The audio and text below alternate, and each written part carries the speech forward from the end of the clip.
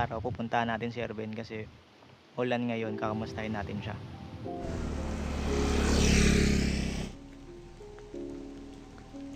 Nakita ko na si Erben. Masagubanay kami guys. Si Dayang yan eh. Buka ko nunot.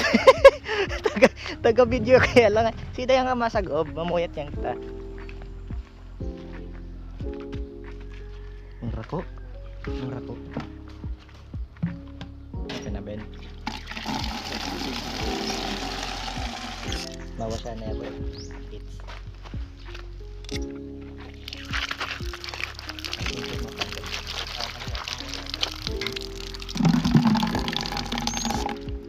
It's baliw. Let's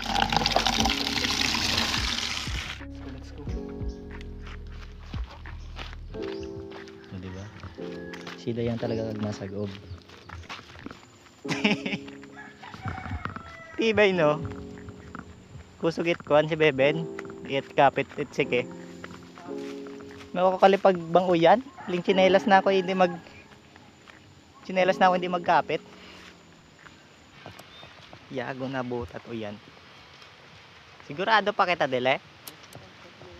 Ingarat pa sila nga nagto.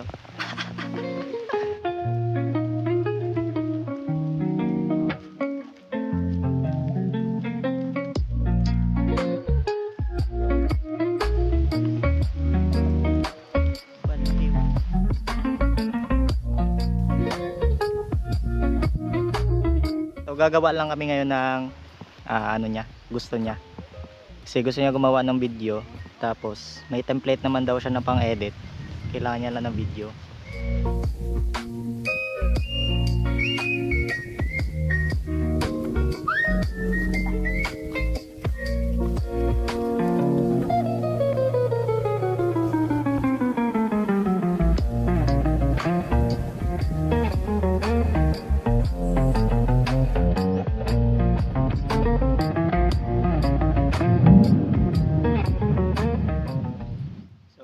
Pinakatambayan namin dito, itong kubo.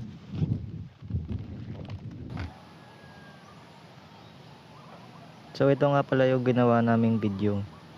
I guess I'm just a play date to you.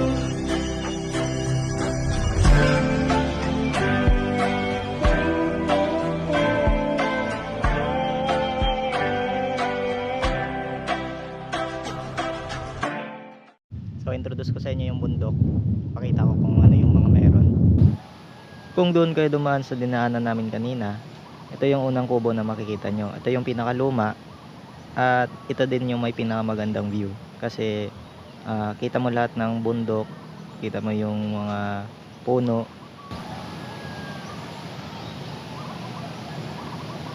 Makikita nyo din yung ibang part ng tabubuan. Yan. Tabubuan pa yan.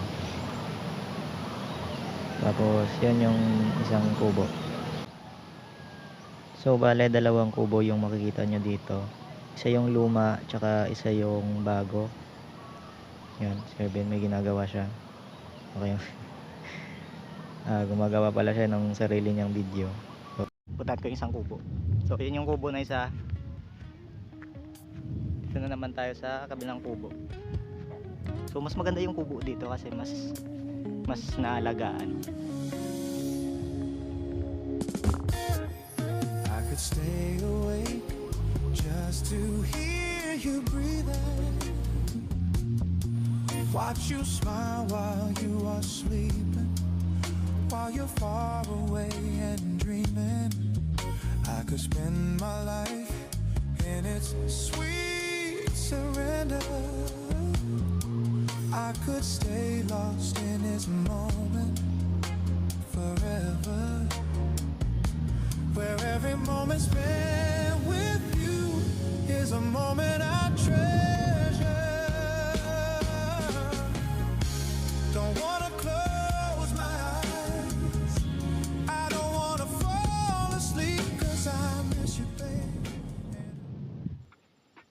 So pauwi na kami kasi sobrang boring na.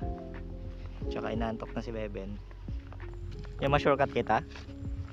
So dito yung daan papunta dun sa kabila.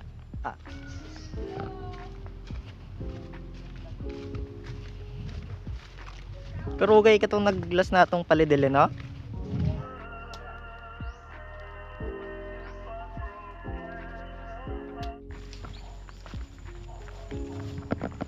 Pababay kami.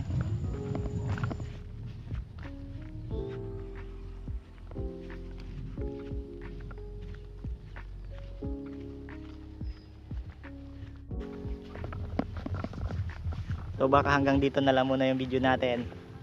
Baka next time na ulit. Yun, kasi dyan na yung ulan boy.